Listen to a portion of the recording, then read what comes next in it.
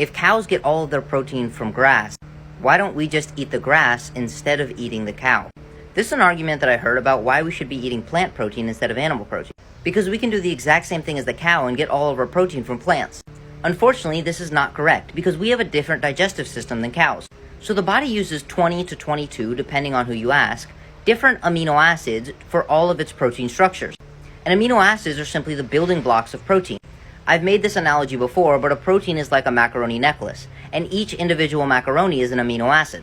You string these amino acids together to make one big protein, and this is the process of synthesizing and laying down muscle.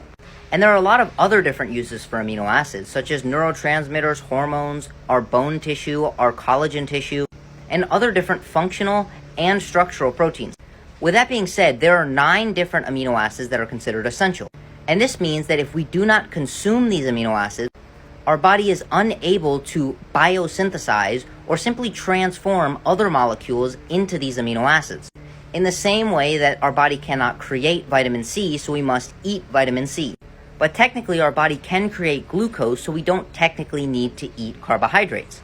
And the issue with plant products is they are deficient in many of the essential amino acids. And what herbivores do is they eat the plant product, and they actually have the ability to make these transformations and create the essential amino acids, meaning that for them, these are not essential amino acids. So the herbivore will eat plants and create the essential amino acids that we need. And this is why animal protein is higher quality than plant protein. This doesn't mean you cannot get all of your protein from plants. However, to get enough of all of the essential amino acids, you either need to intelligently combine different sources of plant protein that may have high levels of the specific amino acid that your diet is currently deficient in. And for this, I would use an application called Chronometer that will actually track all of the different amino acids. However, the muscle meat of animals does contain the amino acids in the correct ratio to better support the synthesis of muscle tissue in our body.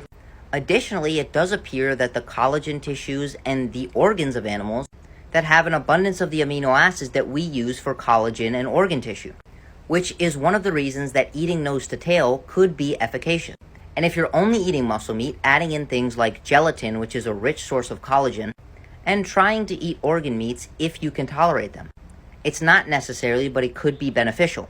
But if you absolutely can't tolerate organ meats, you could actually use things like bivalves and fatty fish like salmon to get some of the specific amino acids and micronutrients found in organ meats that are not as abundant in muscle meat.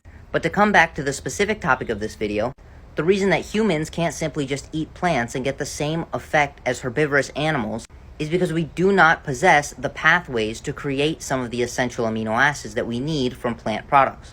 Therefore, it would be beneficial to eat animal products because they contain these amino acids in the correct abundance to support muscle protein synthesis. But if you want to learn more how to both look great and feel great by optimizing your diet, send me a message and we'll set up a phone